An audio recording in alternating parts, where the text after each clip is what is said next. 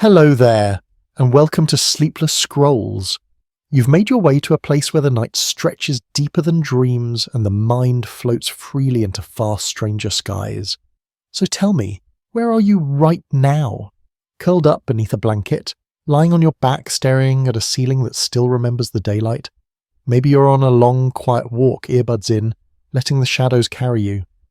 Whatever your scene, whatever the time, I'm glad you're here. This is not just a story, this is a descent. And tonight, we're falling into the sky before time began. Now, I should warn you, most listeners don't make it to the end.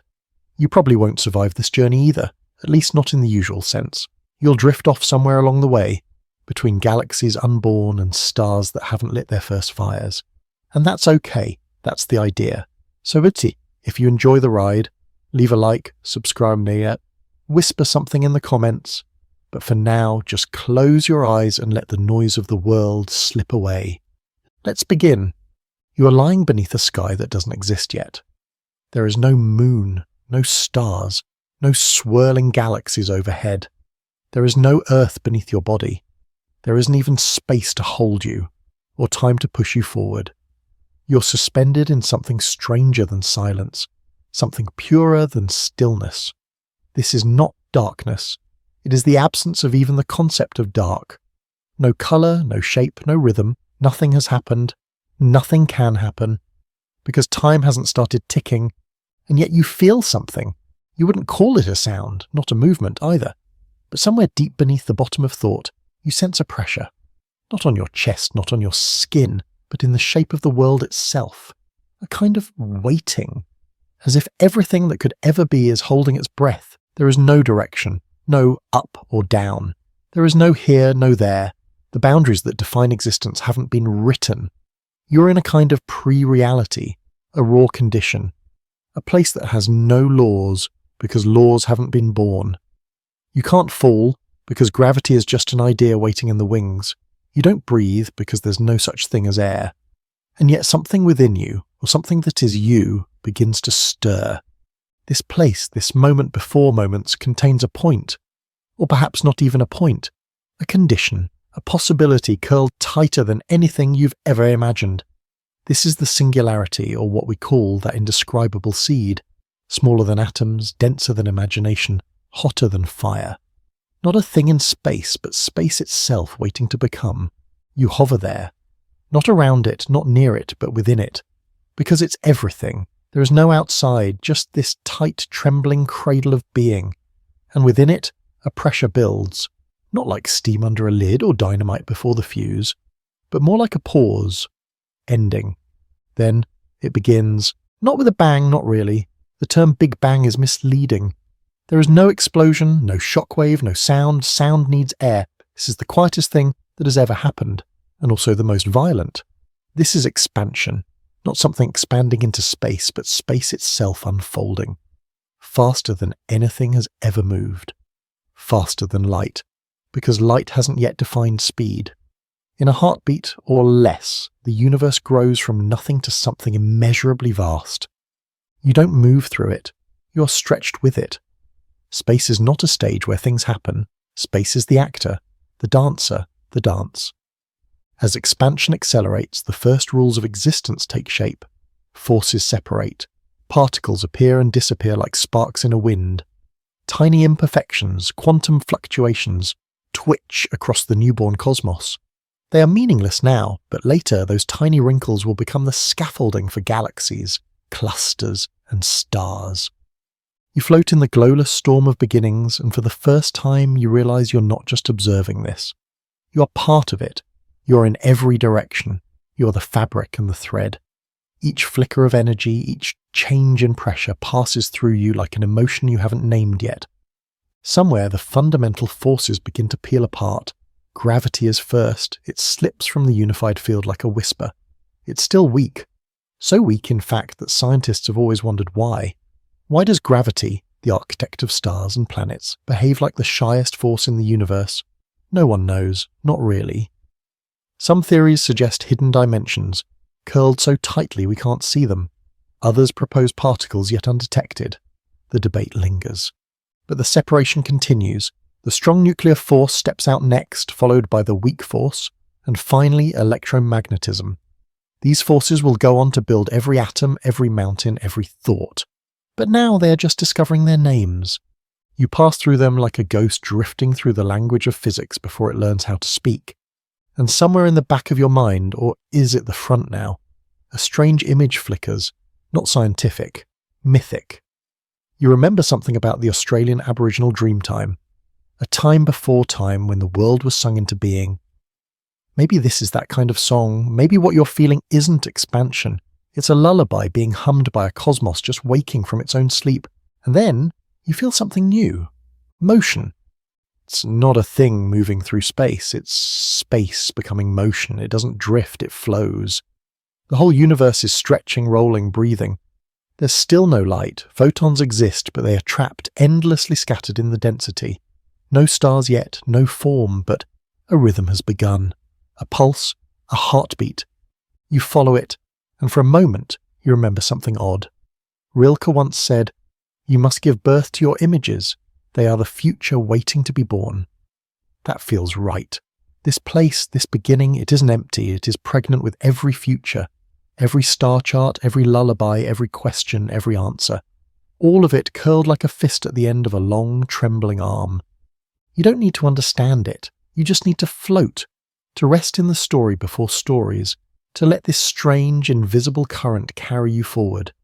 The sky is still missing, time is still learning to count, but you are here, you always were. And now everything else begins to follow. You drift deeper into the still-forming sea of what will one day be called the universe. Though it still has no name, no voice, no sky, there is no starlight, no blue arc above you, not even blackness in the way you know it. What surrounds you is purer than dark. It's the raw absence of contrast, a space without shadow because there is nothing yet to cast one. But there is motion now. Gentle, electric. A tension humming across the skin of everything. Not a storm, but a pressure. A tightening of the invisible threads that were once slack, now beginning to twitch, as if stirred by a breath that hasn't quite become a wind. This is not emptiness anymore. Not entirely. Beneath the hush, beneath the lack of form, something begins to shift. A faint tremble passes through the void, and though your body is still nothing more than an idea, you feel it. It brushes through you like the sigh of a thought not yet spoken. You're within the quantum foam, a churning ghost-like mist, where reality flickers and fails, where particles pop into and out of existence too fast, too shy to stay. It's not chaos in the way storms are chaotic. It's more like a secret rehearsal, a murmur before the first word. Every random fluctuation, every twitch of potential carries the seed of everything that might ever be. Physicists call this the pre-inflationary epoch, the moment before the moment, where probability itself is restless. Some say the whole universe sprang from one of these fluctuations, an improbable blip that didn't vanish as the others did, that it grew instead, wildly, uncontrollably, as if the silence had finally exhaled. What came next is not truly an explosion, it's more elegant than that. You feel it first as a deep internal pressure, then a swelling, then a stretch so sudden and enormous that it defies metaphor. This is cosmic inflation. Space itself expanding faster than the speed of light, not into something, but into possibility. You don't ride it like a wave, you are the wave. All around you, dimensions are forming, forces decouple. The rules that will govern time, mass, distance, everything you take for granted, are being written in real time. Gravity separates itself first, taking on its peculiar weakness that will one day allow apples to fall from trees, but barely tug photons from the sun. The strong nuclear force peels away next, then the weak force, and finally electromagnetism, the last to step into the dance. The four fundamental forces begin their slow cosmic ballet. The universe is making its own skeleton. You move not through space, but with it. The inflation isn't happening inside a room. The room itself is what's growing. There is no center, no edge. Every direction is outward. And with every billionth of a second, the structure of everything stretches thinner, cooler, calmer. The wild, compressed fireball of possibility is beginning to lose its grip on its own chaos. Matter, or the potential for matter, begins to slow its scatter just enough for form to begin taking hold. You feel temperature fall like a sigh. The searing heat becomes only unbearable, and then merely fierce. It is still millions of degrees, but cooling fast. It has to. In that cooling, new things are allowed to exist. Quarks pair up to form protons and neutrons. Neutrons, those neutral loners, are unstable, prone to decay. But some survive. They'll be important later. For now, the universe is barely 1 second old, and already it has begun to make decisions. Light still cannot move freely. Photons continue to slam into free electrons and ricochet. Every attempt at travel ends in collision. The whole universe is a glowing fog, too dense, too impatient, too alive for clarity. But something is coming. You can feel it in the way the vibrations slow, not stop and never stop, but soften. A sense of waiting enters the silence. As the seconds tick, time now being a meaningful thing, another transformation begins. The free protons and neutrons rushing through the thick heat start to bind. These are nuclear reactions, but not inside stars. Not yet. These are elemental fusions happening everywhere at once in the wild free sky. Protons and neutrons squeeze together to form deuterium, then helium. A whisper of lithium forms as well. This process, Big Bang nucleosynthesis, lasts only minutes. But it is during their brief, furnace-like interlude that the universe creates nearly all of the helium it will ever have. The recipe is simple, 3 parts hydrogen to 1 part helium. And that recipe will hold for billions of years. Now, a strange stillness passes over everything. The fires are not out, but they burn with less fury. The expansion continues, and space cools enough that new nuclear reactions stop. No more heavy elements can form in this moment. Carbon, oxygen, iron, all of that will have to wait. The stars will take care of those. For now, the cosmos pauses. You glide through a universe filled with light that cannot shine. Photons are still trapped in the fog of charged particles, endlessly colliding, unable to make it more than a few inches before being absorbed again. You feel something subtle, something hauntingly symmetrical about the space you occupy. A vast, flat canvas, almost eerily smooth. Later, this will be known as the flatness problem, a lingering puzzle in cosmology. Why is the universe's geometry so perfectly balanced? Why does space stretch out in nearly perfect straightness instead of curling back on itself or warping into impossible shapes? Theories abound. Maybe inflation ironed out the wrinkles. Maybe our universe is just one of many, and only the flat ones survive. Scientists still argue the universe doesn't care. It simply is. And now, at last, a moment long awaited approach. The glow around you begins to flicker differently, not more brightly, but with a quality that feels released. The electrons, once bouncing freely through the plasma, have cooled enough to pair with protons and settle into stable atoms. Suddenly the fog lifts, the light escapes. Photons, free at last, shoot outward across the newborn cosmos. This is the moment light begins its journey. Not from stars, but from everywhere at once. You feel the change immediately. The space around you softens. Not with silence, but with clarity. That first light still travels even now, stretched into microwaves by billions of years of expansion. It hums all around us today, a faint ancient warmth we can still detect. It is the proof that this happened, that you are here, and yet no stars have formed. The sky is still empty, still dark in the visible sense, but that darkness now has depth, texture, memory. The fog has cleared, and the photons are flying. The stars are waiting. Gravity will begin its patient pull. The next act is not far, but for now you float in the deep pause between light's release and light's first dance, a night so ancient it predates night itself, a quiet so total that only the future can hear it breathing. The pulse grows louder, not in your ears but in your very being. It is a low, steady throb that isn't heard so much as felt, like a great invisible heartbeat deep within the fabric of whatever this not-quite space is. It doesn't echo because there's still nothing for sound to bounce against. But it's there, a rhythm, a breath. The first sense that movement is more than a trembling. It's a choice. You are not watching this unfold from the outside. You're it. You're the fabric, the hum, the first curious tilt towards something instead of nothing. And what surrounds you now is changing, slowly, patiently, but with purpose.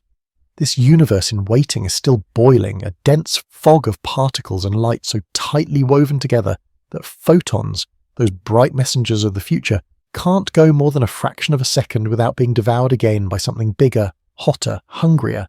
But the chaos is softening, the heat is dropping. Space is stretching with every second. With each pulse, the density thins just enough for things to begin settling. Not peace exactly, but preparation. The boiling energy is calming into particles with identity. Protons, electrons, the occasional neutron lopsided and rare. Some of these particles begin their first timid pairings. Protons draw electrons into soft, electric embraces. Hydrogen is born. You drift quietly past them, these fragile atoms, holding hands in the cold. You don't see them, of course, you feel they're forming, like distant music vibrating through your skin. They are young. They will one day build everything, oceans, stars, lungs, poems, but right now they are simply trying to hold themselves together, and that alone is a miracle. Then helium forms. 2 protons, 2 neutrons swirling into something heavier. These first atoms were not born in stars. Stars don't exist yet. These elements are forged in the wild furnace of the cosmos itself, just minutes old. This fleeting moment of creation, known later as Big Bang nucleosynthesis, will pass quickly. After just 20 minutes, the temperature will fall too low for fusion to continue. And yet in that brief span, most of the hydrogen and helium that will ever exist in the universe is formed. You feel a strange stillness as you float forward, and it's not the stillness of nothing, it's the stillness of something immense catching its breath. A subtle, hushed interlude in the cosmic score, and in this quiet, another strange sensation begins to creep in. You feel somehow that the universe around you is flat, not in a visual way, not a shape exactly, but a kind of balance, a precision, as though the fabric of space isn't warped or curved at all. It's been ironed out across infinity with impossible smoothness. This will later be known as the flatness problem, a lingering mystery in cosmology. Why is the geometry of the universe so perfectly tuned? Too much curve in either direction, and none of this would be happening. But here it is, balanced, unfolding, waiting. Some physicists believe cosmic inflation smoothed everything out. Others wonder whether multiverses bumping into one another might play a role. And still the debate continues.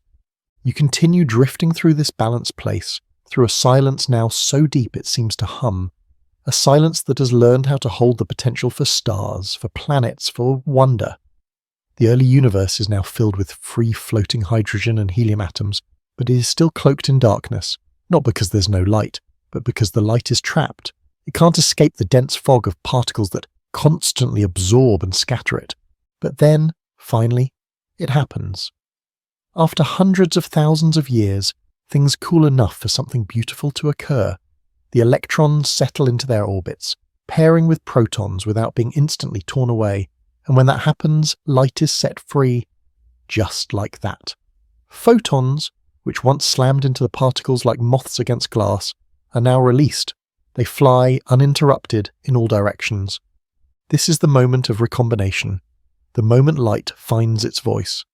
It's not the light you see with your eyes, it's much older, deeper.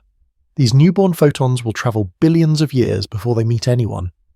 But they are travelling now, they are singing now, and some of them, impossibly, will reach future humans. They will whisper to radio antennas and satellite dishes in a voice known as the cosmic microwave background. In 1964, 2 radio astronomers will hear it by accident. Arno Penzias and Robert Wilson. They'll think their equipment is faulty. They'll blame pigeons roosting in the antenna. But what they're hearing is this, right now. The afterglow of the first free light, still echoing after 13.8 billion years. A baby picture of the universe, one you're floating through in real time. You can't see this glow, not with your human eyes, but you feel it all around you, an amber hum, soft and eternal. The universe is no longer opaque. The fog has cleared, light travels freely, and the darkness has texture now. It's not empty anymore. It's full of memory, full of warmth, full of secrets waiting to cool into stars. Still, Those stars are far off. They won't ignite for a long while yet. This is a deep cosmic dusk, a long and quiet night known as the Dark Ages, not because nothing is happening, but because nothing yet shines. But the stage is ready. The materials are here. Hydrogen and helium drift like invisible seeds across a field of infinite black, and gravity is beginning its slow, soft pull. The galaxies are not born, but they are gestating. You move through this shadowed nursery, and the silence feels thicker now, not because it is empty, but because it is holding so much. Every future glimmer of starlight, every future moonrise, every colour, every comet trail, every gasp of awe, they all begin here, in the slow, heavy breath of a universe preparing its first spark.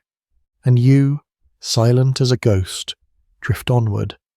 The pulse continues beneath you, not fast, not frantic, just steady, just true.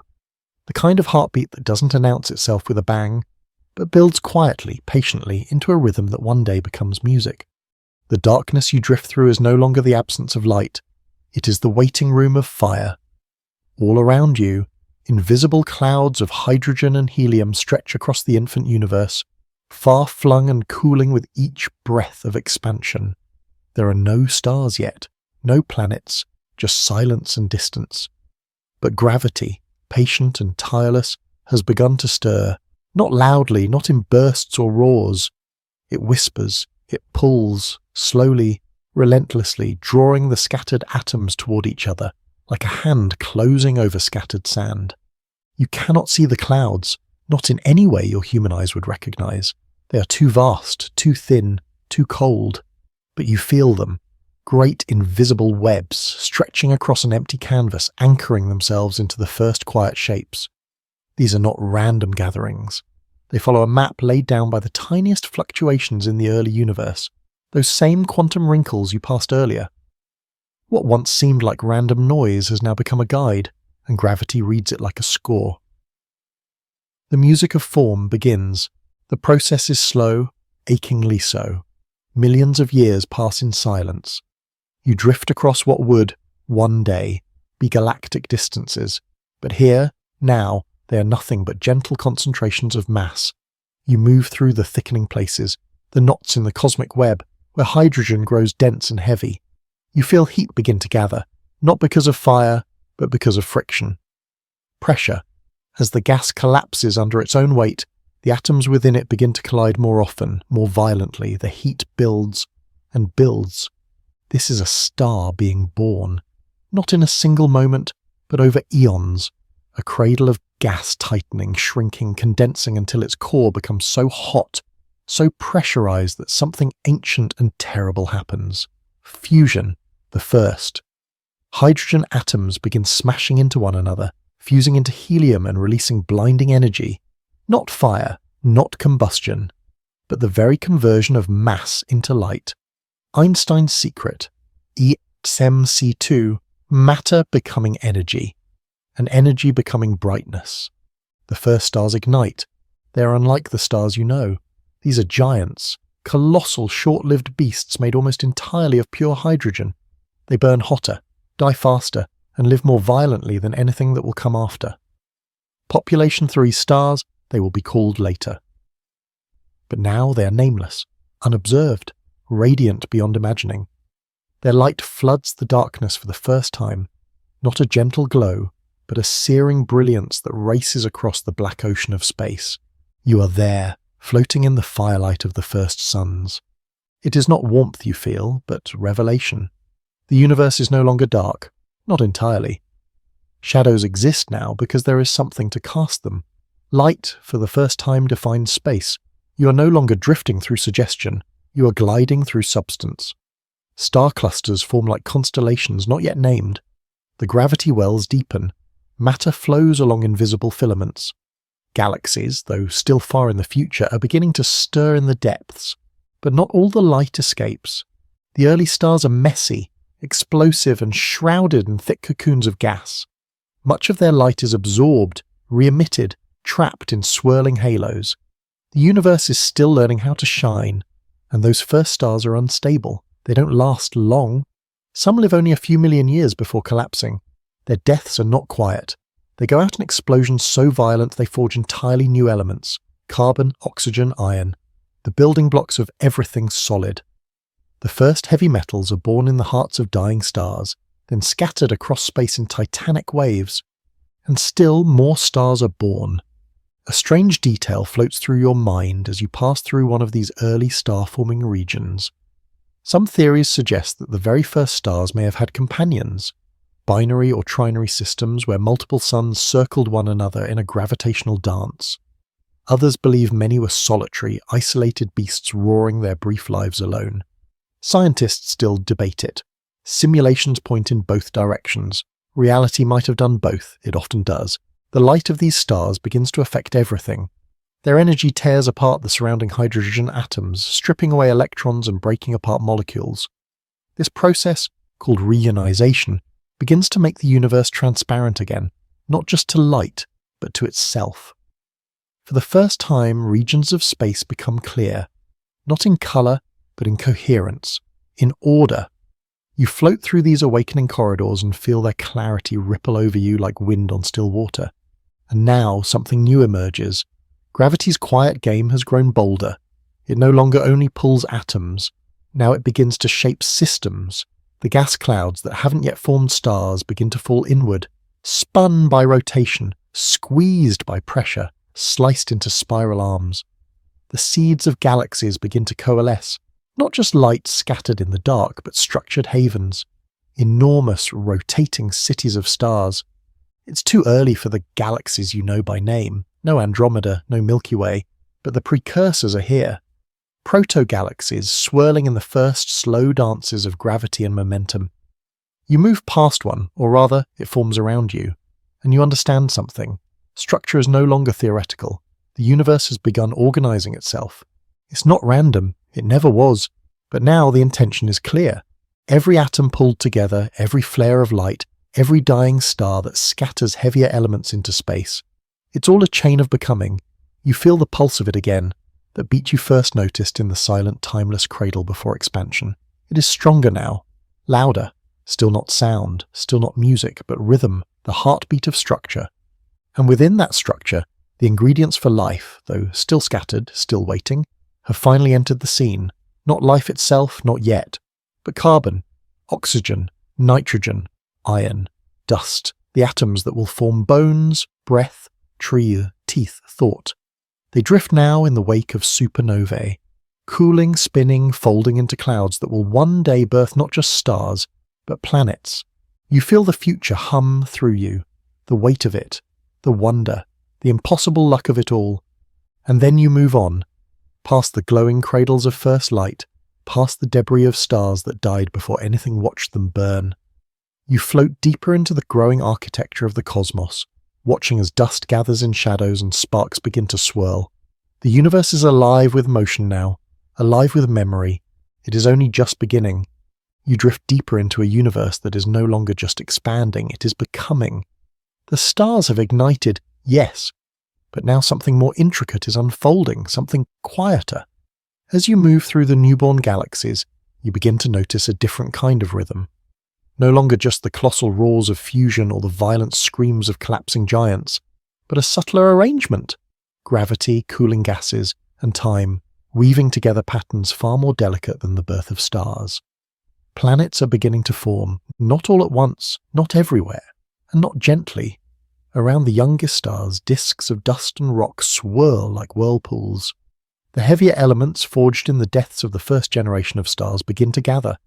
Carbon, silicon, iron, all birthed in violent ends, now play a quiet game, sticking together, colliding, melting, reshaping. You drift near one such disk, hovering over a chaotic ballet of rock and gas. It's no paradise, it's wild and hot and sharp. Meteors scream past you, trails of vapour glowing faintly in the starlight. Worlds are being made through wreckage. The first planets are not like Earth. They are gas giants, scorched wastelands, icy tombs. But they are there. Held by the grip of young stars, they spin in obedient orbits, pulling moons in their wake. You pass one, enormous, blue-green, seething with storms the size of continents. It will never know life, but it is stable, permanent, it holds. And that right now is miraculous. Here and there you glimpse something stranger. Not planets, but rogue worlds. Planets without stars cast adrift in the gravitational violence of galactic growth. Homeless bodies, dark and cold, wandering through interstellar space. Some scientists believe these outnumber the normal planets, that the universe might be teeming with worlds that drift alone forever, unseen and untouched. You move beside one. It is silent, beautiful, a ghost without a sun. Elsewhere, solar systems are emerging with all the pieces we'll one day recognize. Asteroid belts, comet clouds, rocky planets close in, gas giants further out. But they are not familiar yet. Too hot, too raw. The Earth is still only a whisper in the dust, but the ingredients are forming, gathering, waiting. You begin to see patterns, gravity sculpting rings around gas giants, icy fragments collecting at the edges of young systems, carbon-rich comets streaking across the cold. The architecture of 1,000 future skies is being quietly rehearsed.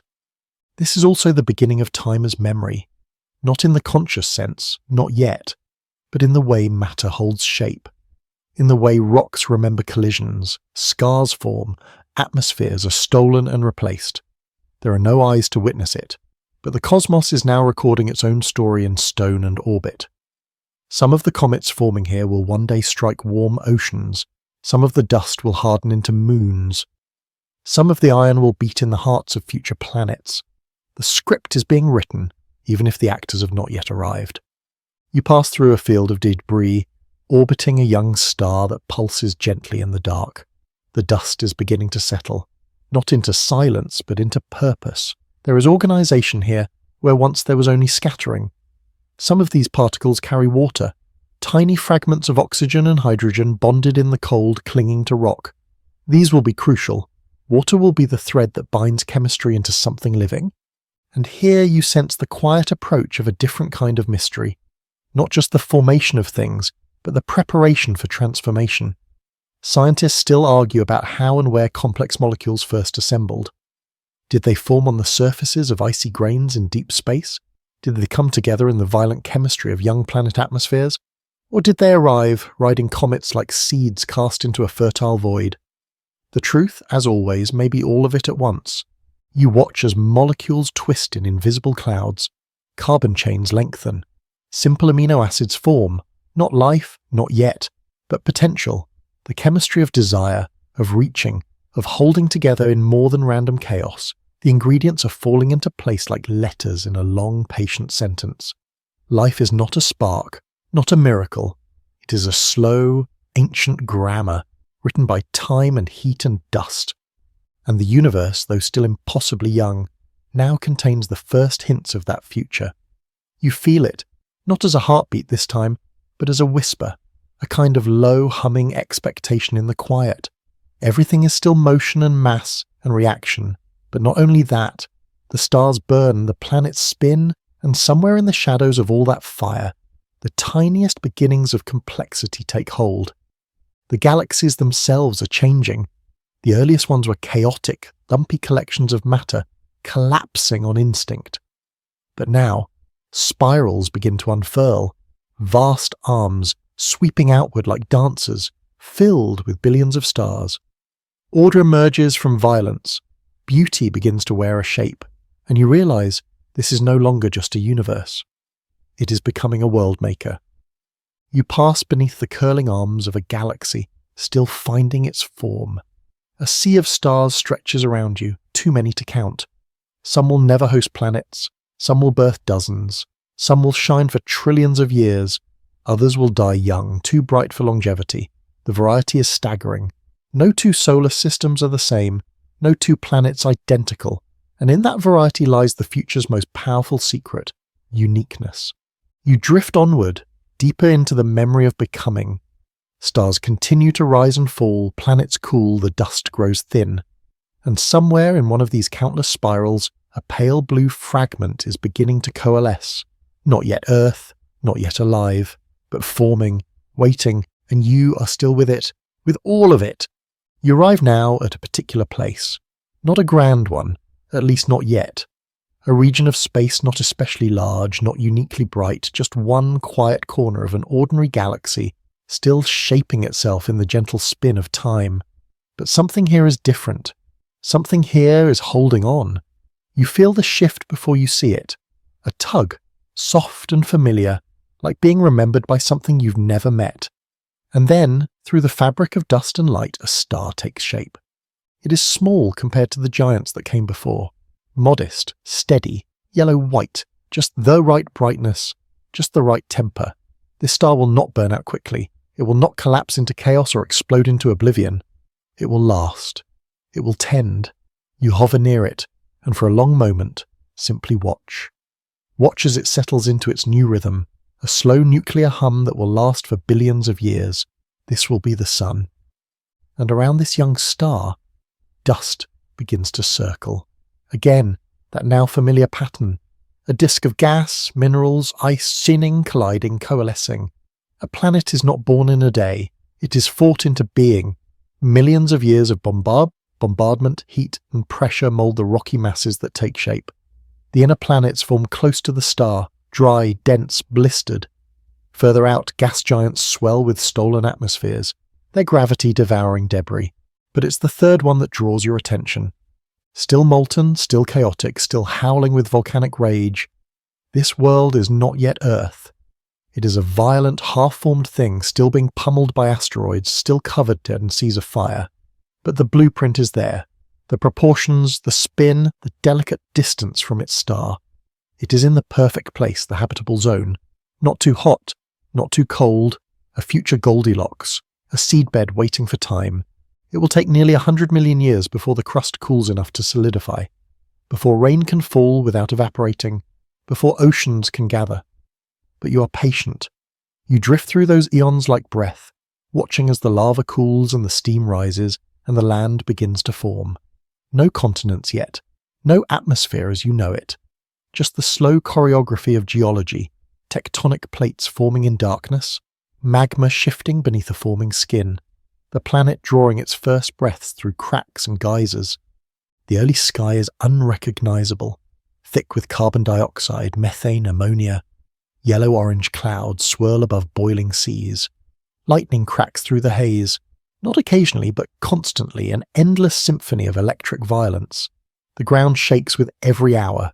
The moon, just born from a colossal impact, glows larger in the sky than it ever will again, tugging at the tides of a sea not yet calm. And yet, for all its violence, something precious is happening. The planet is learning to hold water. Comets and icy meteors have bombarded the world, bringing with them what the stars could not form alone. Oceans. Not just hydrogen and oxygen, but water in its full flowing power. Slowly the seas begin to fill. Steam becomes rain. Rain becomes rivers. Rivers find their way to valleys carved not by time, but by fire. You float through this, feeling the hiss and roar of a world shaping itself from its own wounds. Somewhere in this wet heat, chemistry awakens. This is the mystery of mysteries, the part no one fully understands. Scientists still argue, did life begin in deep-sea hydrothermal vents, where mineral-rich heat creates bubbles of energy and complexity? Or in shallow tidal pools, where evaporation concentrates molecules into rich reactive stews? Or perhaps it rode in on asteroids, already formed in simpler systems far away? The truth is elusive. The origin of life on Earth is still one of the greatest unanswered questions in science. But it happens. Here, now. You feel it before it's visible. A shift in the way atoms arrange themselves. Simpler molecules begin to link.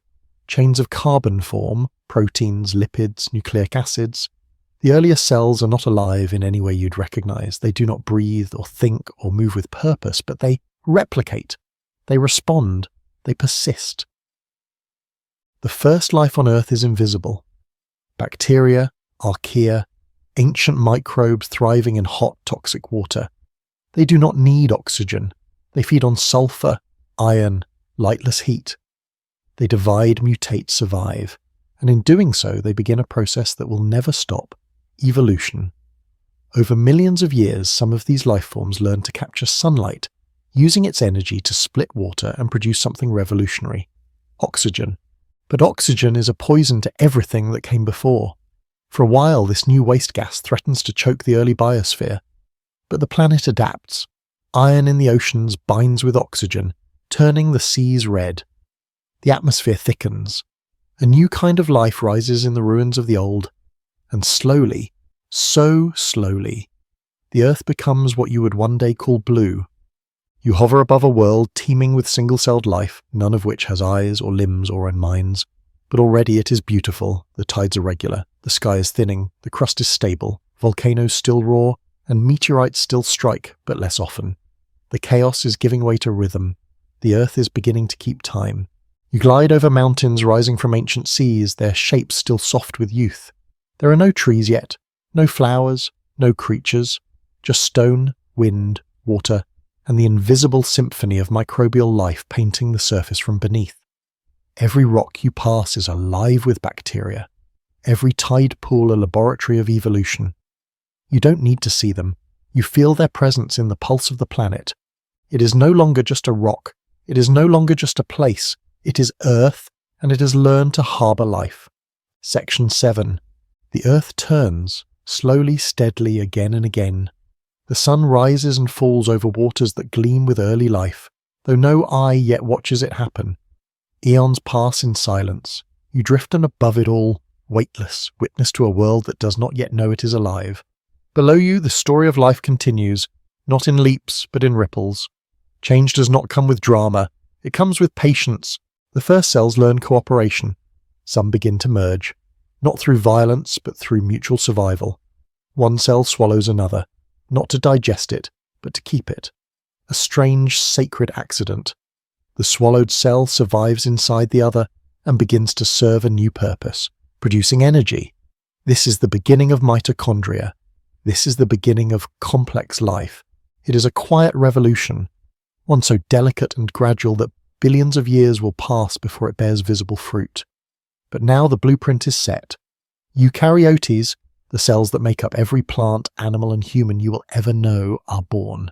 Larger, stronger, more adaptable, and still entirely underwater. Earth, for now, is an ocean planet. There are no continents bursting with green, no wings in the air, no footprints in the soil, just deep seas and shallows, where single-celled and multicellular organisms float, feed, divide. The air is growing rich with oxygen, though it would still burn your lungs. But for the creatures below, it's a miracle.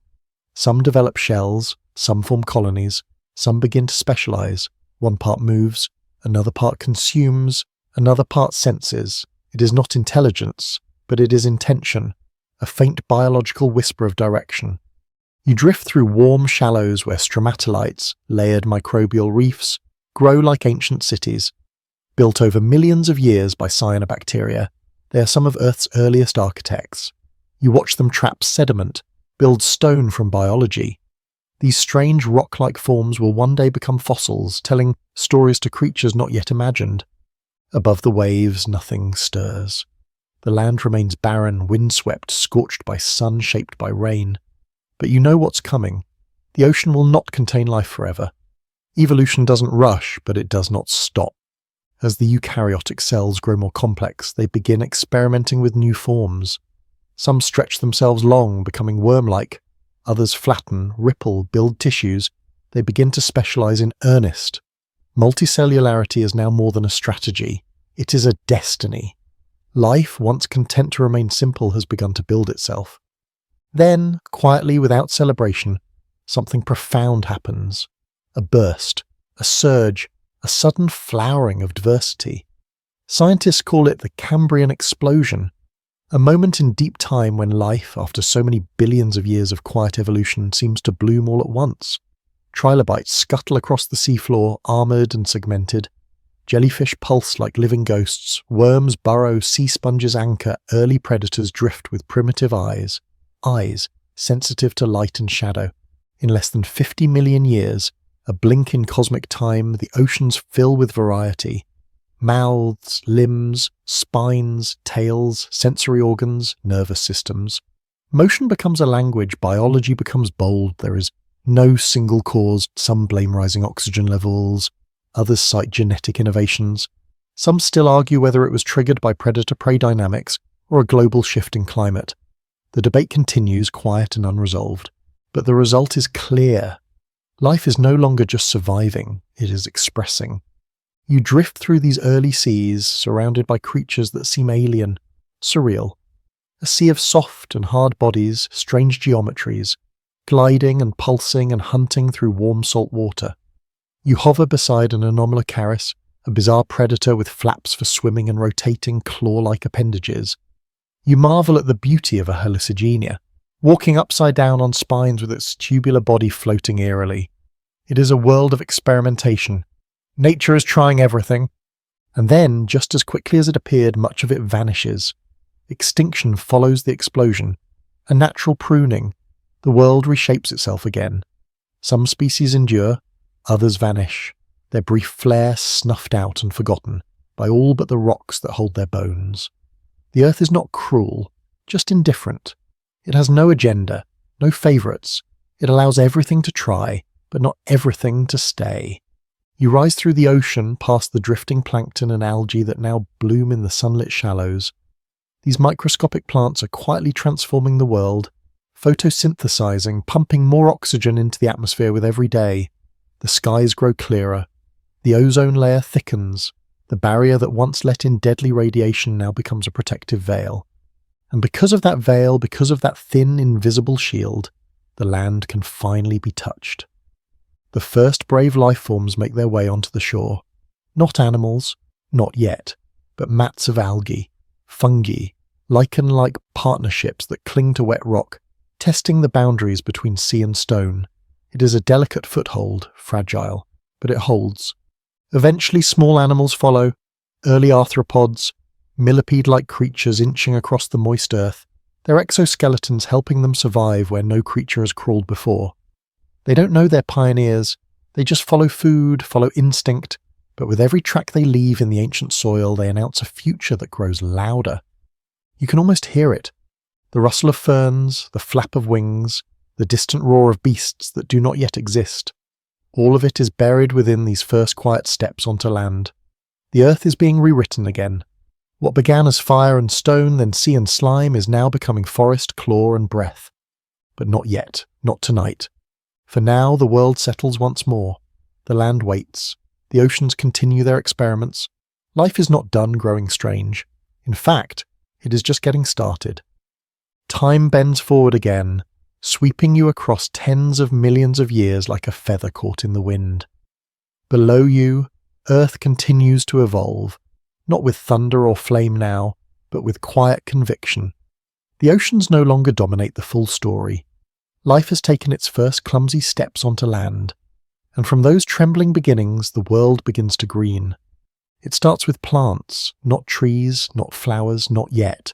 Just mosses, liverworts, primitive ground-hugging colonies that feed on sunlight and moisture. They creep across wet stone like thoughts searching for shape. They do not bloom, but they breathe. They anchor the soil. They soften the world. And with them comes transformation. The air thickens with oxygen, and the colour of the planet begins to shift. Green, that impossible vibrant green, takes hold. You float over a landscape slowly stitching itself together. Small streams carving valleys, plains of low vegetation rustling in a breeze that smells of stone and ozone. Insects arrive, the first to master the land. Wingless at first, then winged, delicate creatures learning to conquer the sky before reptiles or birds ever dream of it. Their wings shimmer, translucent membranes of engineering so precise they'll barely change for hundreds of millions of years. Then come the forests. Trees rise, not like sudden towers, but like poems stretching for the sun. The first true forests of Earth are strange and solemn, thick-trunked lycophytes and ferns, towering horsetails, early seed-bearing giants that hum with age. You drift between their trunks, brushing past leaves the size of bedsheets, the air thick with mist and resin. There are no birds to sing here yet, no mammals scurrying below, only insects, the whisper of wind, and the slow crackle of photosynthesis feeding a growing breath of atmosphere. Below the canopy, something stirs. Creatures are changing. Vertebrates, once confined to water, begin exploring the edges of land. Amphibians, clumsy and slick-skinned, crawl from ancient swamps to bask in the sun. Their lungs are crude, their limbs awkward, but they are determined. Some grow strong enough to stay on land full time. Evolution rewards their courage with legs better suited for walking, skin more resistant to drying, and lungs more capable of drinking air. You pass over a lush, swampy plain, oxygen-rich, wet, and strange. The world is warmer than it is today. CO2 levels are high, and so the plants grow wild, dense, towering.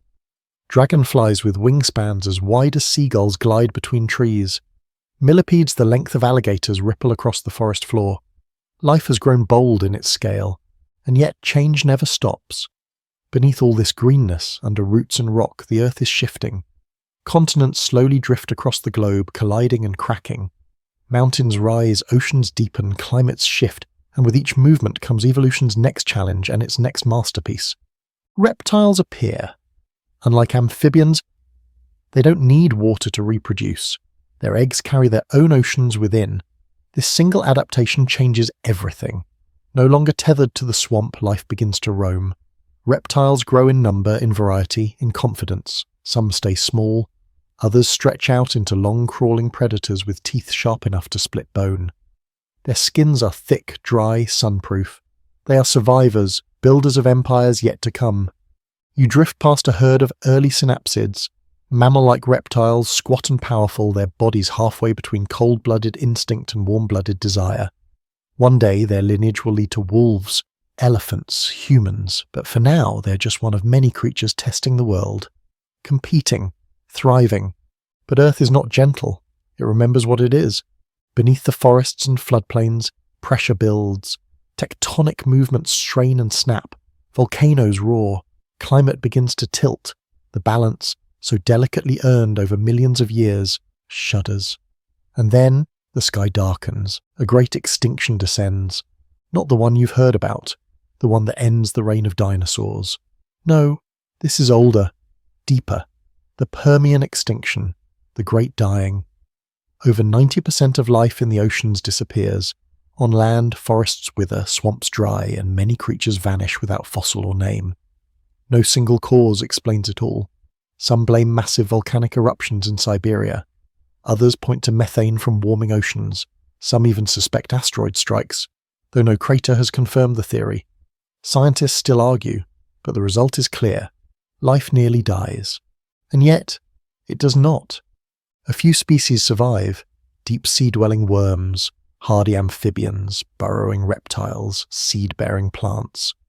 The planet does not reset, but it refines. It learns what endures. You float above the hushed silence after the storm, a world charred and quiet, but still turning, still breathing. From the ashes, the survivors rise, and among them are a group of reptiles that will one day become something new. They are small at first, bipedal, their limbs more upright than sprawling. They hunt in packs, dart through trees, and over millions of years, some of them grow into the colossi that will define an age, the dinosaurs. But not yet. That age is still just beyond the horizon. For now, Earth catches its breath. The forests grow again, the air clears, the sunlight returns, and you, still drifting, still dreaming, rise higher into the deepening sky, watching a world that has nearly died begin again. The Earth spins through time, and the survivors of the Great Dying carry forward its fragile flame. The forests return, though not as they once were. Life begins to diversify again, slowly at first, cautious, almost tentative, like a singer clearing their throat after silence. But time is a patient composer, and soon the symphony swells once more. From the smallest threads of survival emerge the architects of a new era, the dinosaurs. They arrive quietly, not as the roaring titans you've seen in movies, but as small, nimble creatures, some the size of chickens, others like gangly dogs. Many walk on two legs, their bones light and hollow, their balance precise, their arms are clawed and clever. These early dinosaurs are opportunists, quick to adapt, thriving in a world where so many others fell. They don't yet rule, but they are rising. You glide above a landscape in motion. The continents have shifted again, pressing together into a massive supercontinent, Pangaea, a single landmass that stretches almost from pole to pole, surrounded by a vast global ocean. Its interior is harsh, dry, desert-like, swept by winds. The coasts are wetter, greener, more welcoming. Here, early dinosaurs share space with croc-like archosaurs, insect swarms, and lumbering herbivores. The planet hums with potential. The Triassic period unfolds like a rehearsal. Life is bold but unstable. Many of the dominant species are still ancestral experiments, hybrids of past and future forms. But as the Triassic gives way to the Jurassic, the age of the dinosaurs truly begins. Now the giants rise. You soar over a lush, steamy Earth. The supercontinent begins to fracture, Pangaea cracking like old paint into separate plates. Where land splits, volcanoes roar. Lava pours out, reshaping coastlines. The breaking of Pangaea unleashes new coastlines, climates, and ecosystems. And the dinosaurs, oh the dinosaurs, take full advantage. They grow large, massive, majestic. Long-necked sauropods lumber across fern-covered plains, their necks stretching like cranes into tree canopies. Stegosauruses plod by with bony plates rising from their spines, tails tipped in brutal spikes. Raptors dash through underbrush, small, fast, intelligent. Their eyes gleam. Their feet are sharp. They hunt in packs, communicating clicks and hisses. The predators get bigger too. Allosaurus, with its teeth curved like daggers, stalks the land with confidence. The age of reptiles has truly come, but it's not just size, it's variation. Dinosaurs adapt to every corner of this changing world. From the swamps and forests of the tropics to the cooler, conifer-covered regions of the poles, they thrive. Some evolve armor, some horns, some feathers. Yes, feathers. Not just fuzz or fluff, but true feathers, long and elegant. At first for warmth or display, but soon for something more, flight. Tiny bird-like dinosaurs begin flapping, gliding, darting through the branches. Archaeopteryx is one of the first, feathered, clawed, with teeth in its beak and wings that still remember their reptilian roots. It doesn't soar like an eagle, it flutters like a dream. But it is enough. The sky, once the domain of insects and pterosaurs, now belongs to a new contender. And below, in the thick, steaming underbrush, mammals are watching. They're small still, mouse-sized, rat-like. Burrowing and nocturnal, their lives are quiet, cautious. But they are clever. Warm-blooded, furred. They nurse their young, their hearing is keen, and in the shadows of dinosaurs they begin their slow, steady work of evolution. They will wait out the reign of giants. They will be ready when the sky falls. You drift through an earth bursting with colour and sound. Insects buzz through prehistoric jungles. Rivers curl through lowlands thick with horsetails and cicads. Volcanoes pulse in the distance, shaping the air with ash and sulphur. Life is everywhere, diverse, dominant, balanced. And yet above it all the clock ticks. Because no age lasts forever. The Cretaceous period dawns with glory. Dinosaurs are at their peak. Tyrannosaurus rex rules the forests of the north. Triceratops herds graze the plains, their frills flaring in the sun. Hadrosaurs, with their duck-like bills, honk across the marshlands.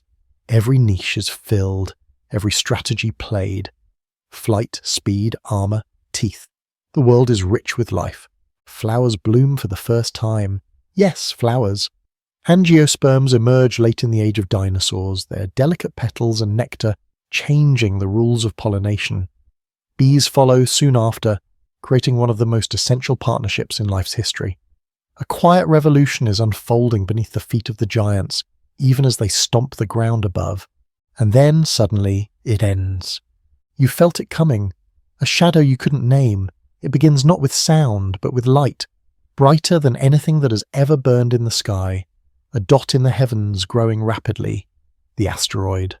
It slams into Earth near what will one day be called the Yucatan Peninsula. The impact is apocalyptic.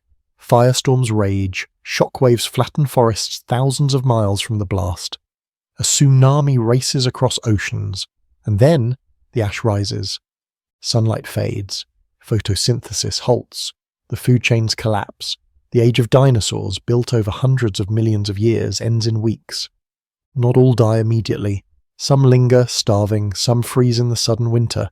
Only the smallest, most adaptable, those who can burrow, who can eat anything, who can hide, survive. The great lizards fall, the birds live on. Yes, birds. The dinosaurs are not gone. Their descendants flap still, feathered and furious. In every sky you've ever seen. Pigeons, hawks, owls, songbirds, they are echoes of an age that once ruled the earth. The lineage of the terrible lizards now sings in trees, and beneath the cooling earth, the mammals begin to rise. In the silent aftermath of catastrophe, the earth exhales. Smoke clears. Ash settles into layers that will one day be studied by curious descendants. What remains is a quiet, stripped-down planet. No more thunderous footsteps of titans. No more fern forests crushed by the weight of horned giants. The age of dinosaurs has ended, but the story of life has not. The survivors begin to rebuild the world, and among them small, clever, whiskered creatures stir. You drift above a cooling earth in transition. The skies are clearer now, the light softer.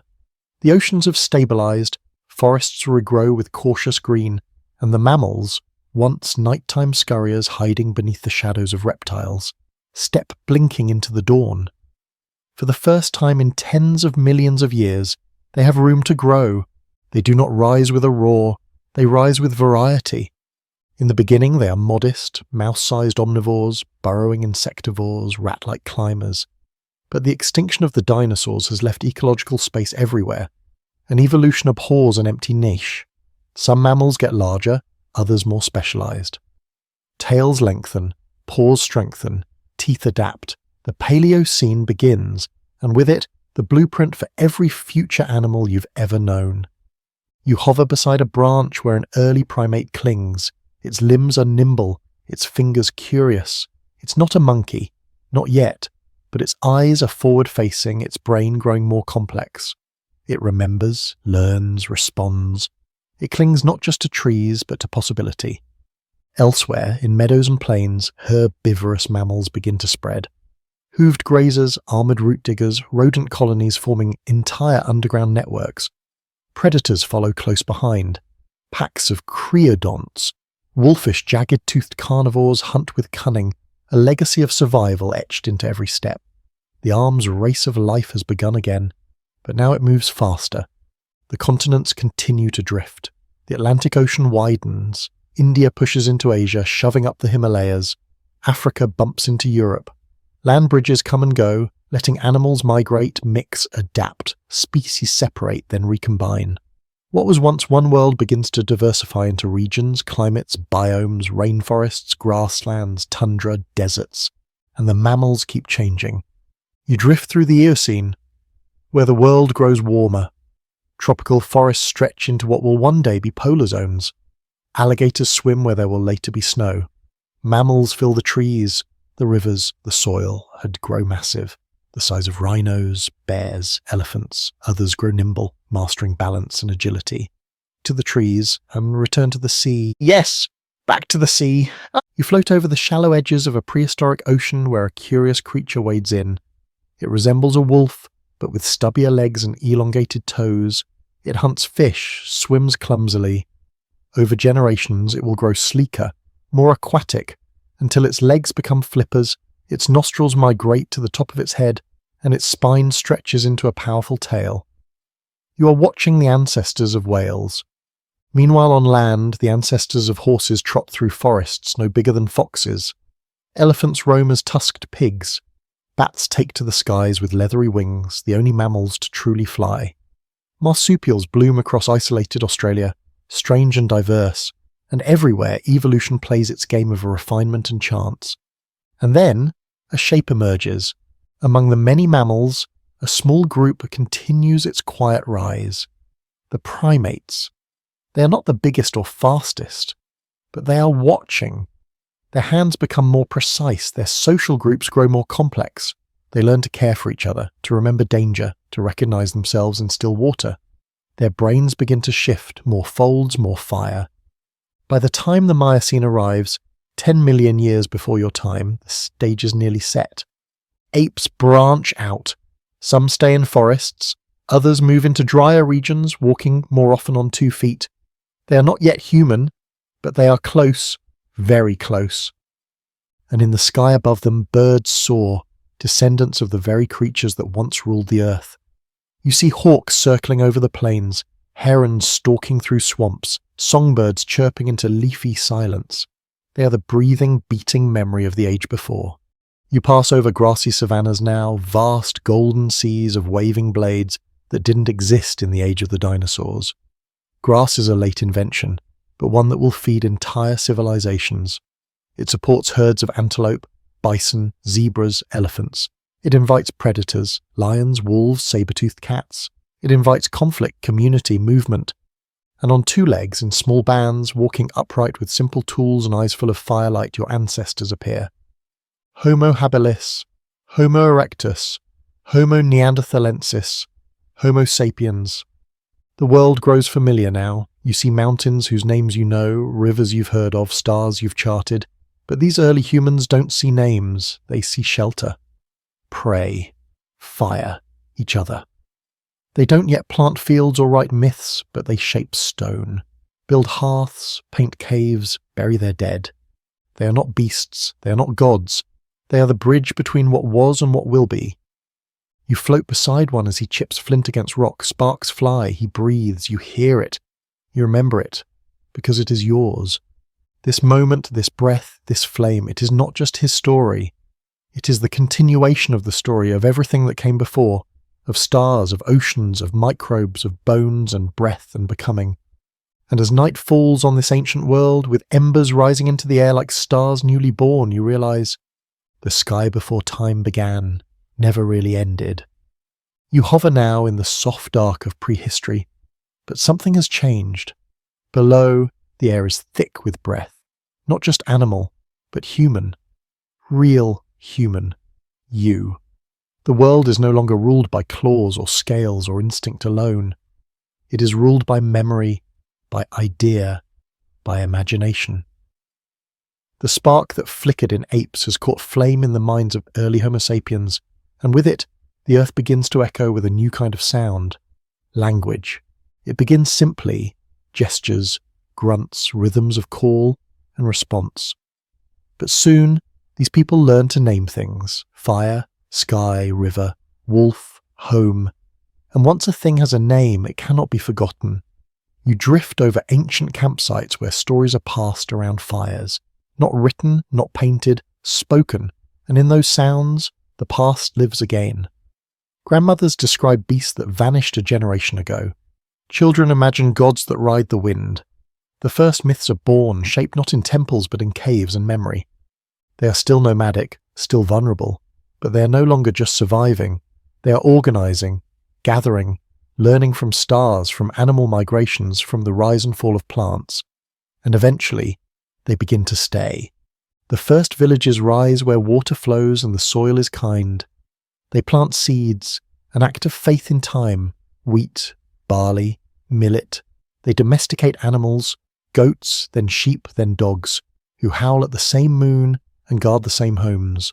The first bricks are laid not for palaces, but for grain storage, for hearths, for walls that mark a place as theirs, and from there the tempo quickens. Farming allows surplus. Surplus allows trade. Trade invites roads. Roads invite writing. You glide over Mesopotamia, where wedge-shaped cuneiform is pressed into clay tablets beside the Tigris. You pass Egypt, where pyramids rise like frozen prayers to the sun. You soar above the Indus Valley, where streets are straight and drains are deep and the cities hum with unseen complexity. In every direction humans are reaching. To the Andes, where maize is grown on terraces carved into mountains, to the Yellow River, where rice fields shimmer with mirrored sky, to Africa, where kingdoms rise with gold and drums and desert wisdom. You drift across these lands like a shadow, watching them spark and flare. They build temples, they measure stars, they carve statues with eyes that seem to know you. And always, always they look upward, because the sky has never stopped speaking. Long before telescopes, before calculus, before satellites, humans knew to watch the stars. They tracked constellations as seasonal calendars. Orion rose when winter neared. Sirius heralded the Nile's flood. The moon guided planting and birth. The sky became their clock, their compass, their scripture. And within it they sought meaning. You hover beside a shaman painting a cave wall. He has never heard the word universe. He does not know what fusion is, but he feels it, that deep pulse of connection. He dips his hand in ochre and presses it against stone. beside the shape of an antelope, a storm, a star. His art is not just survival, it is remembrance, a way of saying we were here, we felt this, we mattered. And then slowly the sky itself begins to change in their minds. The Greeks with their questions. What is matter made of? What moves the heavens? They name atoms, chart orbits, imagine an Earth not flat but round. The Chinese invent compasses and seismographs. The Indians chart eclipses and calculate pi. The Maya build pyramids in line with solstices. The Persians preserve libraries when war devours them elsewhere. Time itself becomes measurable. Calendars emerge, solar, lunar, both. Sundials track shadows. Stone circles align with solstice light. Humans are no longer simply in time, they are now keeping it, recording it, asking not just what happens, but why. You drift forward through centuries like falling leaves, past Ptolemy and his earth-centered spheres, past Copernicus, whispering that the sun, not Earth, is the center, past Galileo, daring to raise a telescope and see craters on the moon, moons around Jupiter, imperfection in the heavens, and then Newton, with his apple, with his laws. Gravity is no longer magic, it is math. The sky becomes not just a place of gods, but a place of rules. Predictable, knowable, but still not complete. You pass over labs and notebooks, over telescopes and blackboards. Einstein bends time with relativity. Hubble watches galaxies drift apart. The universe, they now say, is expanding. Not a steady clockwork, but a living thing. A story still being written. And always, the question comes back, where did it all begin? You smile because you've seen it. You were there. But for these humans, it's theory. Math and microwave radiation. Equations scribbled in chalk and printed in textbooks. They name it the Big Bang. They trace it back second by second, particle by particle. They find echoes in the sky, the cosmic microwave background. A silent radiation whispering from all directions. Remnants of that first moment, still warm across the vastness. And as they listen deeper, with bigger telescopes and colder sensors, they realize something humbling. They are made of stars, the carbon in their muscles, the iron in their blood, the calcium in their bones, all forged in the hearts of supernovae. They do not simply live in the universe, they are the universe. A way for matter to know itself. You float above a planet that has changed so many times it should be unrecognizable, and yet it still sings with the same rhythm. Birth, change, death, memory, wonder. And below, a child looks up, at the same stars you saw forming from the first dark. They don't know your name, but they feel you. They call it curiosity, imagination, dreaming. But it is remembrance, a reaching back through time, because in some strange, beautiful way, you are still there. Night has fallen once more, and you drift gently above the world you once watched being born. But this is no longer the Earth of steam and fire. It is the Earth of questions, of telescopes peering beyond atmosphere, of satellites whispering in orbit, of probes sailing into interstellar dark. The sky is no longer unreachable. It is curious. It is being understood. You move slowly above glowing cities, the electric veins of a species that once cowered in caves and now builds towers of glass. Light spills up into the sky, millions of tiny pulses defying the dark, trying to touch the stars with brightness alone. Humans call it progress. They are dreamers with machines, animals who dared to wonder. You remember when they first drew maps in the dirt? Now they send maps beyond the planets. Their telescopes have grown vast, perched on mountaintops and floating in orbit, seeing deeper into time than any human eye could ever hope. The Hubble Space Telescope, like a silver eye in the silence, catches galaxies curling like smoke. It sees stars being born. It sees stars dying. And in the background of every image, barely there, is a glow, ancient, persistent, the leftover light of the beginning, the cosmic microwave background. They know it's there. They've measured it. They've painted it in false color. That quiet echo of the Big Bang, your birth cry, still murmuring softly after 13.8 billion years, is mapped like a celestial fossil, a memory in heat, a shadow in silence. They know now what you already witnessed, that time has direction, that the universe has a beginning, and maybe an end. And still they search. You float beside a deep space observatory, its golden mirrors opening like petals. The James Webb Space Telescope, they call it. Built not just to see, but to look back, deeper than ever before, to watch galaxies form when time itself was young. You know what it will see, you've flown through it, the first stars trembling into light, the first black holes yawning open, the infant galaxies spinning like unsure dancers, but to the humans below it is still mystery. They lean forward toward it with held breath and whispered awe, and why shouldn't they?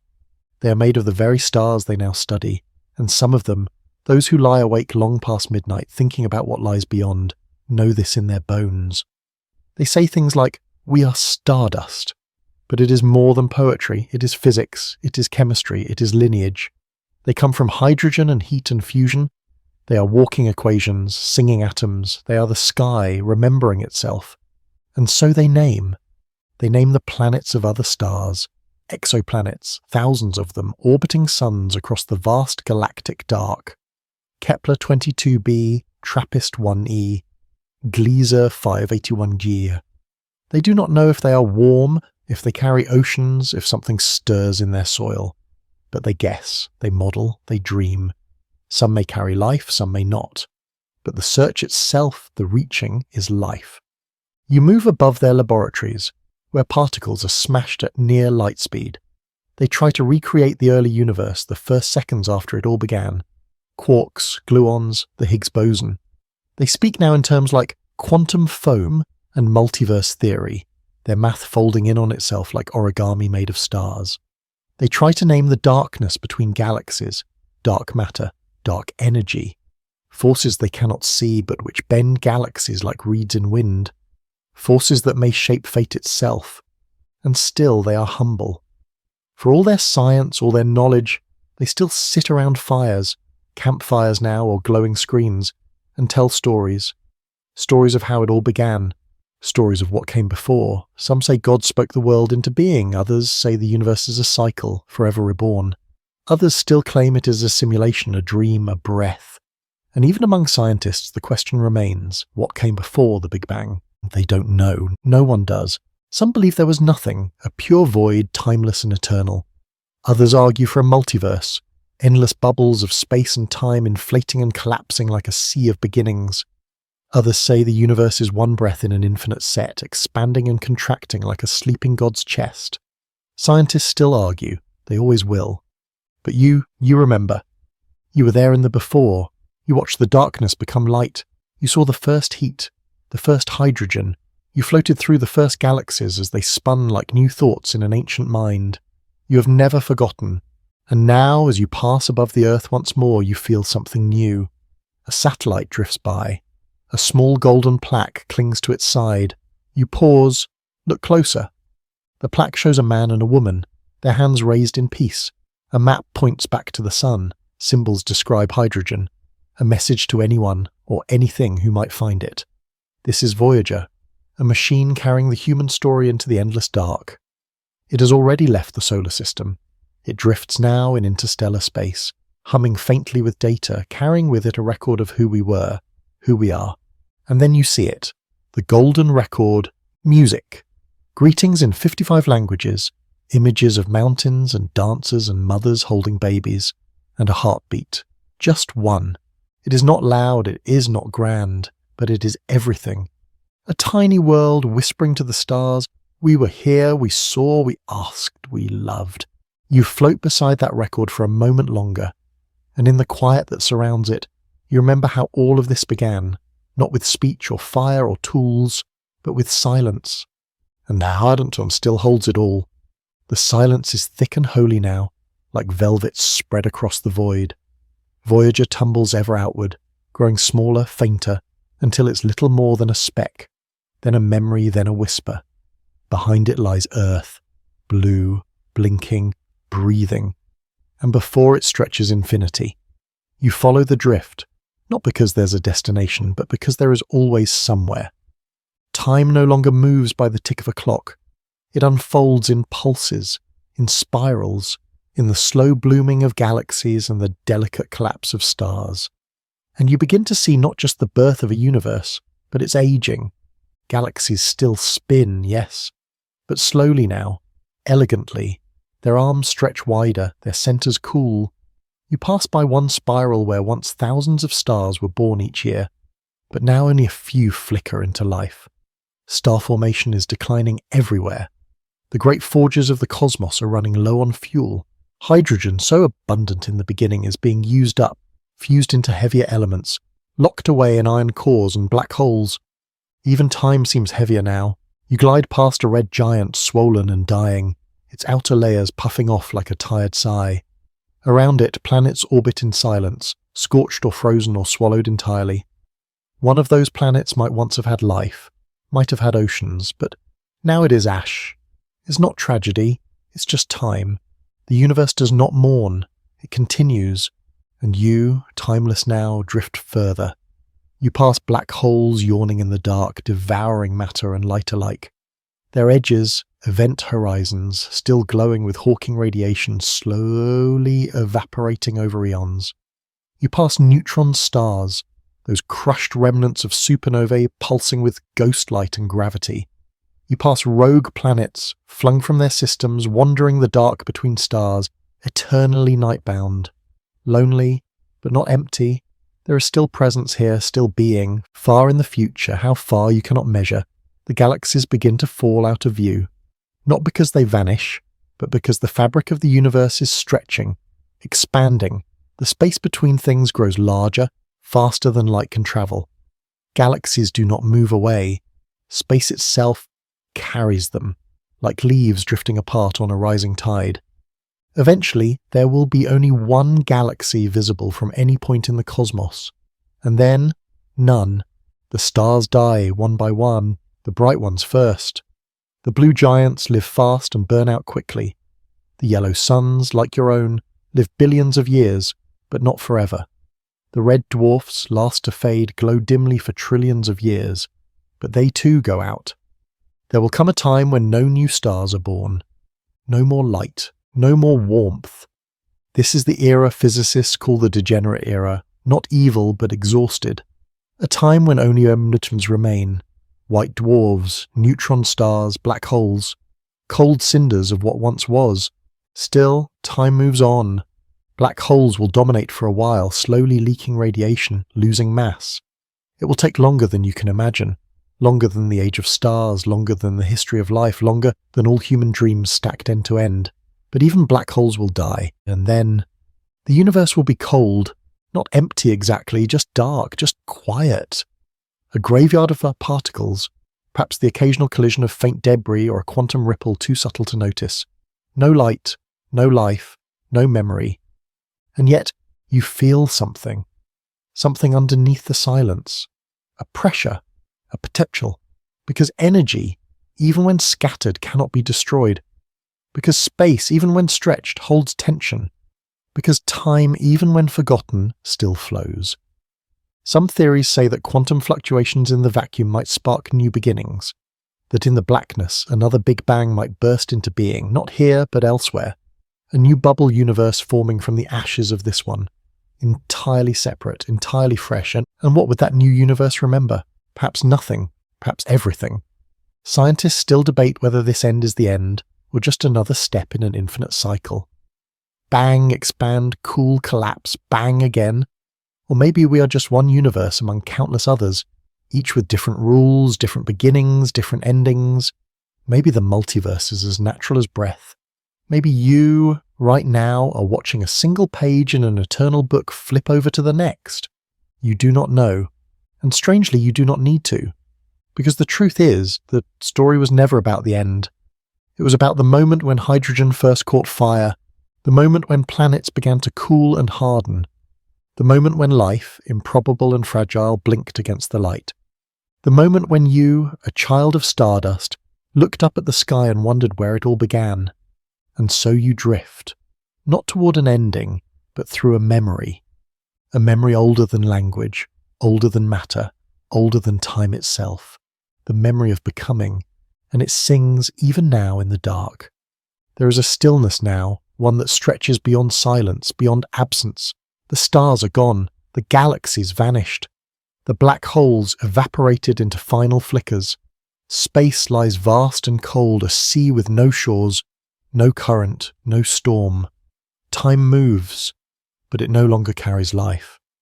Matter drifts, but it no longer changes. And you, the witness to everything, remain, watching what no one else can. And still the universe holds weight. Not physical weight, not mass, but meaning. It's embedded in the remnants, in the particles that flicker once every trillion years, in the tension of vacuum energy, in the very possibility that something might still happen. This place is not empty. It is expectant. You drift through it, this final chapter of reality, and you sense echoes, faint and threadbare, like whispers caught in a long-forgotten canyon. Not sounds, but patterns, residues of what once was, the curvature of a void still shaped by what it once carried, the subtle warmth of the background radiation now cooler than liquid helium, faint but undeniable. The universe remembers. You pass what might once have been a white dwarf, long since faded to a black dwarf, an object so dark and so cold it emits nothing at all. It is not dead. It is waiting. Some physicists suggest that in unfathomable epochs to come, these stellar corpses may decay through quantum tunneling, that even now, somewhere inside its collapsed heart, particles are shifting, ever so slowly, like the last cinders of a fire no one remembers lighting. And then, as you drift through this near-eternal dusk, you come to the edge of a question. What is time now? No observers remain to measure it. No civilizations to count it. No minds to hold past or future. Time becomes less a flow, more a fabric, one without motion but still stretched. If no one is there to count it, does it pass? If nothing is there to change, does it matter? And yet you feel it. Time isn't gone, it's just different, like a pond with no ripples, like a breath held in forever. In this age, sometimes called the Dark Era, all structure has broken down. Entropy has won, as it always does. Disorder rules. Even protons, the building blocks of atoms, may decay, dissolving the last vestiges of matter into pure radiation. If that's true, the very idea of things will disappear. No more chairs or trees or mountains, no more stars or cells or bones, just energy, dispersed, uneven, eternal, and still there may be birth. Some theories, tentative, debated, hopeful, suggest that in a universe so old, quantum fields may fluctuate again. Spontaneously, uncaused, a spark from nothing, a rupture in the silence, a pop like the one you saw at the very beginning, a new Big Bang, a new timeline, a new chance. This is called quantum tunneling or vacuum decay or bubble nucleation. The terms don't matter here, only the idea does, that even in an exhausted universe there may yet be a seed, a possibility, a breath drawn again. Maybe this new universe would have the same rules, maybe not, maybe gravity will be stronger, maybe time will run backward, maybe there will be no time at all, but maybe, just maybe, there will be light. And you think of that first light, not the sun, not a match, not a lantern in a cave, the first light. That moment when darkness first gave way, when silence first broke into song. It wasn't loud, it wasn't fast, it was becoming. You remember it, because in some way you are part of it. Not a god, not a ghost, just a witness, just a thread in the great braid of everything. You remember when hydrogen formed, you remember when atoms danced, you remember when stars flared, you remember when minds awakened and named the sky. And now perhaps you will remember when the silence hummed again. Not yet, but soon. Until then, you float. You rest in a place without place, a time without seconds, a sky without stars. There is no up or down, no before or after, just potential. And even here, at what appears to be the very edge of all that ever was, there is peace. Because this story was never just about beginnings or endings, it was about awareness, about wonder, about you, the part of the universe that could ask, where did all this come from, and dare to wait long enough for the answer. Now you drift in a space so still it no longer feels like movement at all. There are no stars to orbit, no planets to brush past, no gravity to nudge your path. The universe has slowed to a hush, each particle stretched to the edge of its identity. There is no colour, no heat, no sound. And yet somehow this silence feels complete. You've been here for so long that time itself has softened. You're no longer measuring it in years or eons, but in the gentle shift of what simply is. The quiet is vast but not empty. It contains everything that has ever been. All memory, all story, all structure dissolved, but not lost.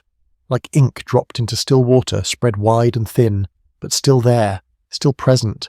And somewhere in the silence you begin to feel it, the weight of all that has passed. You feel the birth of hydrogen, simple and sweet in the first seconds of creation. You feel the forging of stars, fierce and unrelenting, gathering dust into fire. You feel the long sweep of galaxies blooming and breaking. You feel the rise of life, fragile as frost, desperate to hold on to warmth. You feel the first heartbeat, the first hand grasping another, the first mind to wonder why. You remember the voices of people who stood under the night sky, not knowing its beginning or its end, but loving it all the same. You remember their myths, their maps, their music. You remember the silence after catastrophe, the rebuilding after ruin, the quiet courage to go on. You remember Voyager drifting into the dark, its golden record spinning endlessly. And in the middle of all of that, you remember yourself. Not your name, not your body, something deeper. Something made not of carbon or skin, but of curiosity. The part of you that reaches, the part that stayed awake even when the world grew cold. The part that asked gently what comes next. And now you wait. Not in fear, not in longing, just in patience. The kind of patience only the universe can understand, the kind of patience that knows that even in stillness there is change. Maybe the next birth will come in a flicker of nothingness. Maybe a single ripple, uncaused and unpredicted, will unfold space and time again. Maybe new particles will appear, governed by strange laws, forming strange stars, strange worlds, strange minds. Or maybe not. Maybe this is it. Maybe this is peace stretched to its final length. But either way, you are here. You have always been here from the beginning until now, not separate from the story, but made from it. You're the dust of ancient stars, the echo of fusion, the breath of time, the memory of the sky before time began. And even in this dark, especially in this dark, you carry light. You do not need answers now. The questions were enough. The awe was enough. The story has always been enough. And as the silence deepens into something even deeper, you exhale one last thought. We were here. We saw. We wondered. We loved. We became. And now, at the farthest edge of time, we rest. So now, as the hush settles around you and the final pages close, let the journey you've taken drift slowly into the quiet spaces of your mind. Let the stars that once burned with furious brightness soften into soft embers in your memory. The sky that once exploded into light, into matter, into thought, it still lives inside you. Breathe gently now. Long, slow breaths. There's nothing more to chase, dear, no more to unravel. You've seen everything, watched the birth of space, the rise of planets, the quiet bloom of life, the awakening of questions, and the long, beautiful slide into silence. Let yourself feel small, not in insignificance, but in scale. Because even the smallest part of you is made from the vastness you've wandered through.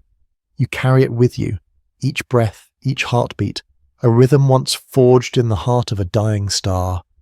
Close your eyes, you've travelled a long way, across galaxies, through ice and fire, across extinction and memory and time itself, and now the only journey left is inward. So sink deeper, softer, let your thoughts fall like dust through lightless space. Let sleep come like the last warmth of a star, gentle and final. And as your body melts into the stillness of your room, know this. You are part of everything, and everything is still part of you. Good night, fellow traveller. Rest easy, the sky will remember.